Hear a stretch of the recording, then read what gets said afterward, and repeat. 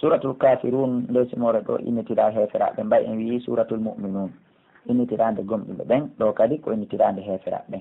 ɓen wano ka suratuji ɗa kadi wiɗen suratul jinni innitirangol jinnaji ɗin arɗen kadi en aray kadi suratul nas innitirangol yimɓe ɓen gacciyattum bisimillahi rahmani rahim sababu nusul ngol ɗo kadi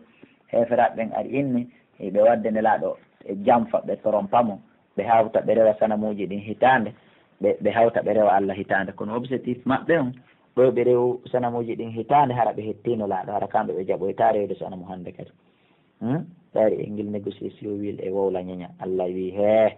ɓol wi ya Muhammadu ɓol wi ya ayyuhal kafirun kono heferaɓe ay Allah fewtala e maɓɓe noddiɓe adresse o nelu nelaɗo e maɓɓe par ce que koɓe ñiddoɓe haaju Allah ala e maɓɓe haalanɓe laaɓude min ɗo min Muhammadu mi rewata few mata buduna ɗin ɗon ɗo rewde siko fi ɗum ɗon en watta négociation par ce que miɗo andi no wala an toon wona onon kadi koye abiduna rewoytama abudu omo mi rewata ko ɗayno gollan ko torompugollan si mi rewi joni ɗi rewtun ɗum o rewoytamo mi rewatan awa hande ɗum wala an amin kadi mi wonaɗe abidu miɗo rewa ma abattum ɗin sanamuji ɗi rewtun wala antum onon kadi noon miɗo andi few on wonale abiduna rewoyoɓe ma abudu o allaji mamude rewde koye jamfa won ɗon